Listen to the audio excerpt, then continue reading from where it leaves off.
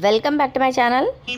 శివరాత్రి బ్రహ్మోత్సవాలు అయితే మొదలయ్యాయండి. శ్రీశైలంలో జ్యోతిర్లింగం శ్రీ భ్రమరాంబిక శక్తి పీఠంలో ధ్వజారోహణం అయితే జరిగిందండి. ఇలాంటి వీడియోస్ కోసం please like, share and subscribe to my channel.